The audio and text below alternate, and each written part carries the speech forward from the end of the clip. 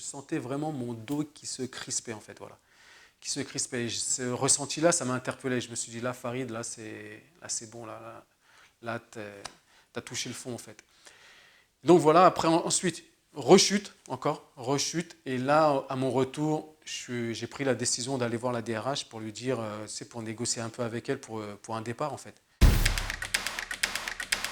J'étais technicien de maintenance sur tout ce qui est système automatisé. Tu vois, ça pouvait être des robots qui transportaient les containers dans les hôpitaux, qui allégeaient la charge des aides-soignants, tu vois. Et ça pouvait être aussi du transport de prélèvements, transport d'argent et de monnaie dans les supermarchés pour éviter le surplus d'argent dans les caisses. Voilà, c'est tout ce qui est transport automatisé. Et donc ça me plaisait, je me sentais bien dans cette boîte en plus. Hein, tu vois, il y avait une très bonne ambiance entre techniciens. Et puis en même temps, que ce soit le directeur du SAV ou le directeur général, c'était vraiment des gens très humains en fait. Même si au niveau évolution salaire, ça ne suivait pas tout le temps. Mais si tu veux, au niveau prise de connaissance, évolution des produits sur lesquels on travaillait, c'était exponentiel à chaque fois. Tu vois, on est parti d'un modeste tube pneumatique pour travailler sur des robots. Et ça, c'était intéressant en tant que technicien de maintenance. Donc jusqu'au moment où ces deux directeurs ils sont partis à la retraite, et là ça a vraiment changé au niveau de la direction. Si tu veux, tous les 2 ans, on avait un changement de direction, et comme je te disais,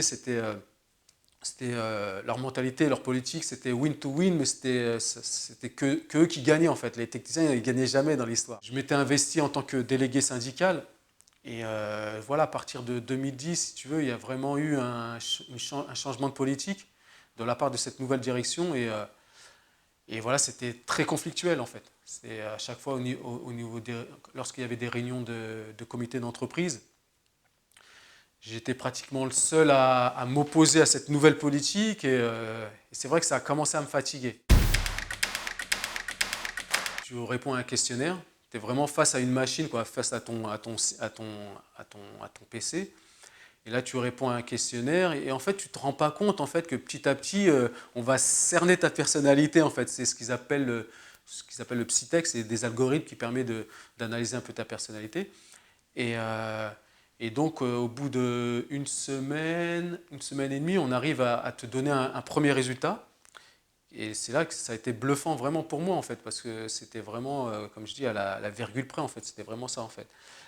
Et je retrouvais aussi dans le résultat de ce test, je retrouvais des choses que moi je ressentais, mais que soit je ne voulais pas y faire attention, ou alors c'est peut-être ce qu'on me disait, et que je disais, bon, c'est peut-être la vie d'un tel et d'un tel. Et voilà, au fur et à mesure du coaching en même temps, où ça m'a vachement bousculé aussi, tu vois, le coaching, ça m'a vachement bousculé, c'était très impressionnant. Et ben, ce qui a été super intéressant, c'est ce qu'on appelle le retour de nos proches. J'ai interrogé pas mal de personnes, que ce soit dans mon milieu professionnel, des gens qui me connaissaient bien ou peu, et au sein aussi de ma structure familiale.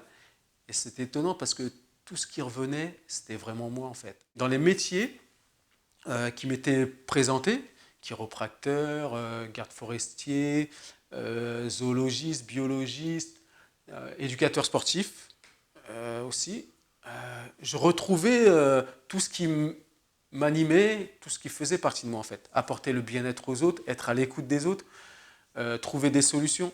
Voilà, ça faisait partie de moi. J'ai quitté ma boîte fin janvier, donc après je suis parti me reposer un peu au Maroc pendant un mois. Donc après j'ai quitté le Maroc avant le dernier vol, donc après j'ai été confiné. Donc, et je préparais ma formation. Voilà, c'est là que j'ai préparé ma formation en énergie renouvelable, en pose de panneaux photovoltaïques et la maintenance et l'installation. Donc, et c'est là que j'ai fait mes recherches et que j'ai postulé à l'Institut national des énergies solaires à Chambéry. À l'issue de cette formation, j'aimerais trouver une boîte qui me permet de maîtriser en quelques semaines l'installation sur toiture, et ensuite me diriger vers la maintenance, vers le dimensionnement, vers vraiment maîtriser l'ensemble du projet, tu vois, pour pouvoir être complètement autonome. Et ainsi pouvoir le faire profiter à des ONG, ou alors que ce soit dans un éco-village en fait, en France ou à l'étranger. Ce qui est drôle, c'est que tu vois, tu as vraiment les deux, quoi, les deux métiers qui sont ressortis. En fait, tu as les énergies renouvelables qui vraiment étaient ressortis dans le programme Chance, et tu as la médecine naturelle que j'ai commencé à faire avec la médecine chinoise. Je m'intéresse depuis de nombreuses années à la phytothérapie, l'aromathérapie, toutes les médecines alternatives, quoi. J'aime pas dire médecine alternative, on pourrait dire médecine traditionnelle, en fait, voilà. Et ouais, ça fait des années que je m'intéresse à ça, et c'est un domaine qui me plaît, et c'est pour ça qu'avec Chance, petit à petit, on est rentré, quoi. On a su, j'ai su aussi sortir une pratique qui est la médecine chinoise, et je me suis inscrit l'année dernière. L'envie, c'est de quitter la région parisienne pour me rapprocher un peu de la nature et d'être plus proche du soleil. Ouais.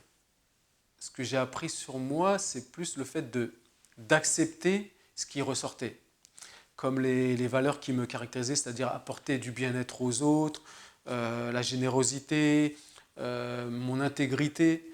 Voilà, c'est des choses que peut-être que je ne voulais pas voir, tu vois, qui me paraissaient tellement énormes, peut-être peut-être manque de confiance. Et là, vraiment, ça m'a apaisé, que ce soit à l'école ou même dans notre société. On nous incite à faire, faire, faire, mais on nous explique pas trop comment être, tu vois. Et là, dans le programme Chance, on te, on met l'accent là-dessus, en fait, sur qui je suis. Et je crois qu'il n'y a pas de hasard, mais par contre, il y a chance.